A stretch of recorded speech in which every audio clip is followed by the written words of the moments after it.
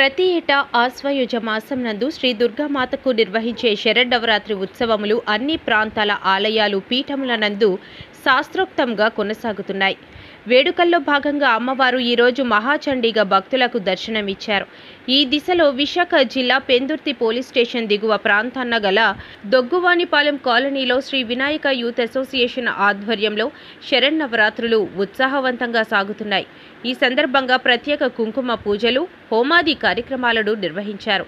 కార్యక్రమంలో భాగంగా మహాప్రసాద్ వితరణ కార్యక్రమం ఘనంగా జరిగింది. ఈ సందర్భంగా మీడియాతో నిర్వాహకులు వానపల్లి సత్యనారాయణ, కనకరాజు, నాయుడు, భవానీ మాట్లాడుతూ ఉత్సవ విశేషాలను వివరించారు.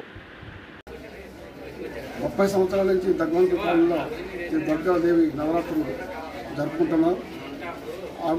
చల్లగా చూడాలని మా కాలనీ కానీ మన ఆంధ్రప్రదేశ్ కానీ భారతదేశం కానీ అందరూ సురక్షంగా ఉండాలని కోరుకుంటూ మన పైన కోరుకుంటున్నాం. చాలా ఫస్ట్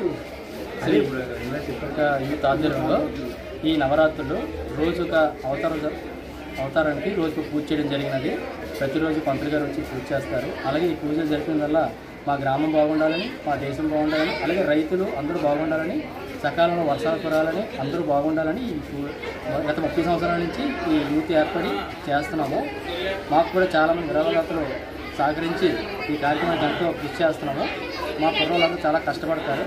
అలాగే మా గ్రామం బాగుండాలని ఇలా గత 30 సంవత్సరాల నుంచి చేస్తున్నాము. అలాగే పండుగ వర్షాలు సకాలంలో కురాలని, అందరినీ పంటలు బాగా పండాలని ఆ అమ్మవారిని కోరుకుంటూ గత నవరాత్రుల నుంచి పూజ చేయడం జరిగినది. జై భవాని.